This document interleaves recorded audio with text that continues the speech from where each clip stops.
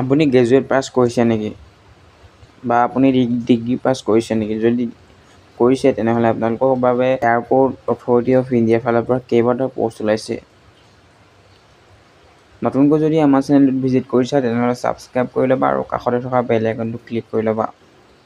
Airport authority of India ফালৰ পৰা কেইবাটাও junior executive air traffic controller post ওলাইছে, যিকেইটাৰ কাৰণে আপোনালোকে অনলাইনতে এপ্লাইটো কৰিব লাগিব। পষ্টটোৰ নাম হ'ল junior executive air traffic control আৰু পষ্ট ওলাইছে আপোনালোকৰ 309টা পষ্ট ওলাইছে আৰু কেটেগৰী ৱাইজ ভেকেঞ্চিটো আপোনালোকৰ দিয়া আছে। আনৰিজাৰ্ভৰ কাৰণে 125টা, EWSৰ কাৰণে 30টা, OBC NCLৰ কাৰণে 62টা, SC কাৰণে 55টা আৰু ST কাৰণে 27টা। পে স্কেল বা চেলাৰী বা দৰমহাটো আপোনালোকৰ থাকিব। আৰম্ভণি আপোনালোকৰ 40,000 পৰা আৰম্ভ হ'ব আৰু 3% ইনক্ৰিজৰ সৈতে প্ৰতি বছৰত আপোনালোকৰ চেলাৰীটো হ'বগৈ 1,40,000 পৰ্যন্ত।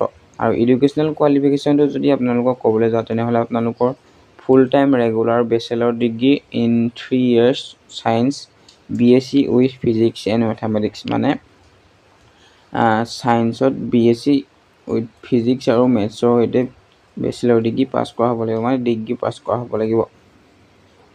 আৰু full time regular bachelor degree in engineering in any discipline physics mathematics ছাবজেক্টকেইটা থাকিব লাগিব যিকোনো এটা ছেমিষ্টাৰত, মানে আপোনালোকৰ BTech পাছ কৰা হ'ব লাগিব।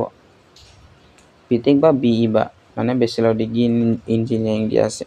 আৰু লেংগুৱেজ প্ৰফিচিয়েঞ্চিটো যদি ক'বলৈ যাওঁ তেনেহ'লে the candidate shell have minimum proficiency in both spoken and written English of the level of 10+2 standard, মানে আপোনালোকে ইংলিছটো আপোনালোকক ক'ব পাৰিব লাগিব আৰু লিখিব পাৰিব লাগিব।